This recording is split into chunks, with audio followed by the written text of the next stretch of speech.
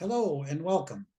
I am Glenn Cheriton, President of Canadian Equal Parenting, Canada's national parent advocacy nonprofit. I will discuss the issue of equal shared parenting, what it is, how it benefits children, the problems with the current family law system, how to fix the problems, and who opposes these reforms. First, what is equal shared parenting? Equal shared parenting means that parents share the responsibilities and time of parenting on a reasonably equal basis. Generally, married parents agree to share duties: who drives the kids to soccer, who cooks certain days, who helps with certain homework. But if parents don't agree, such as in a highly conflicted divorce, equal shared parenting means both parents keep equal rights and responsibilities, unless one or both parents are clearly shown to be unfit. Equal shared parenting uses recognized conflict resolution systems, such as mediation, to work out or modify arrangements that both parents can live with and so remain full parents to their children. How does equal shared parenting benefit children? Most Canadians believe that the best arrangement for raising children is with parenting by both parents, usually in an intact family. Extensive published social science supports this view. Kids who grow up with both parents have much lower levels of poverty, better educational outcomes, better health, both mentally and physically. They do better in careers and jobs as adults, are more successful in relationships, and do better in numerous other outcomes.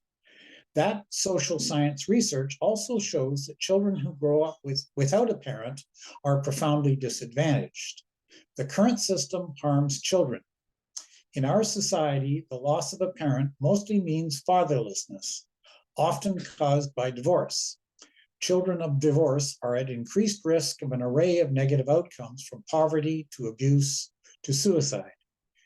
Equal shared parenting benefits kids by keeping both parents in the lives of children. Shared parenting reduces conflict, reduces child neglect, abuse, and violence. Kids benefit from healthy male and female role models. They get that from both parents. They benefit from knowing their parents, their grandparents, and extended family. They benefit from the cultural, religious, and moral values taught by parents and extended family. Parents are long-term unpaid caregivers, a model for caring for others. The relationship between the mother and father is important also for showing how to resolve arguments and conflicts. It is the model for future relationships. A village is not a substitute for parents. The native residential schools fiasco in Canada should have taught us that government cannot parent. Governments don't raise kids, they raise taxes. Okay, now what are the problems with the current family law system in Canada? These are the problems that parents report finding in contacts with family law courts and associated family, children's, and parent services. Family courts and lawyers are more costly than most parents can afford. Inaccessibility is also a major problem, especially when courts were largely closed during the COVID pandemic. Even now, long delays leave many problems unresolved.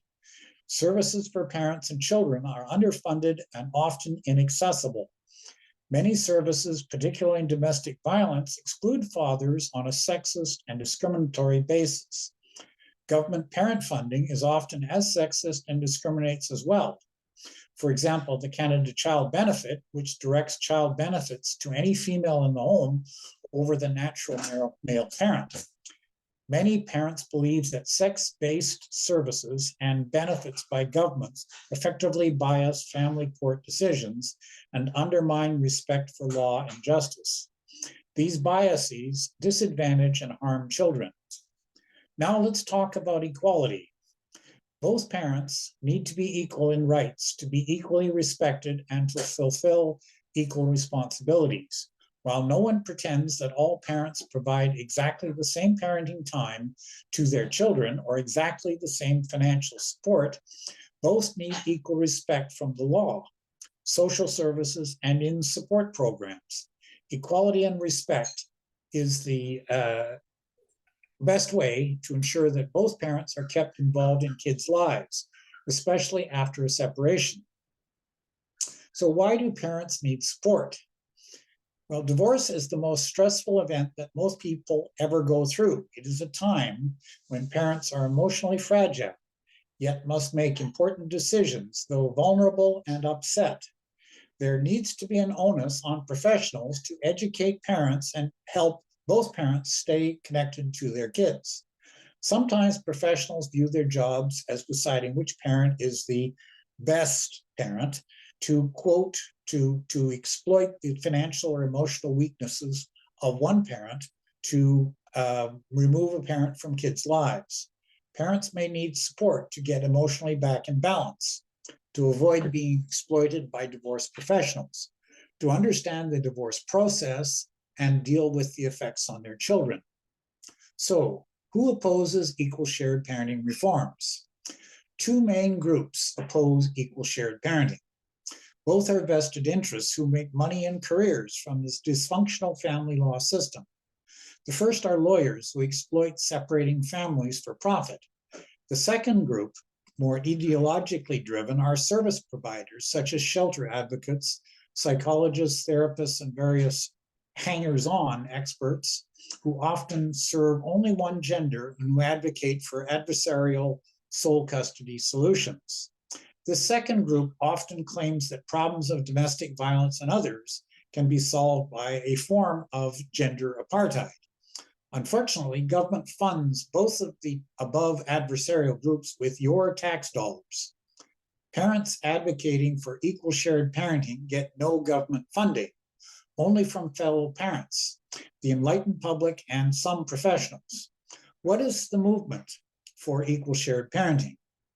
This movement is largely of parents and grandparents and seeks social and political change at three levels.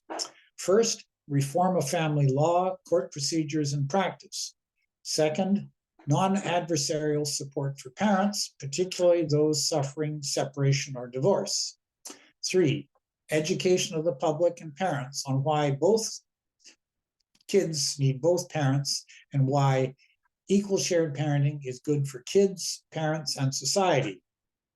So, what can you do? There are links in the video description below to the Canadian Equal Parenting website and a link if you can afford to make a donation. Consider subscribing to this channel. If you send your contact email, we can send you information on how to change Canada's laws and practice to fix this issue for our children and grandchildren. Thanks for listening. A sponsor for this video series is the Jean C. Coleman Family Law Center. Thank you.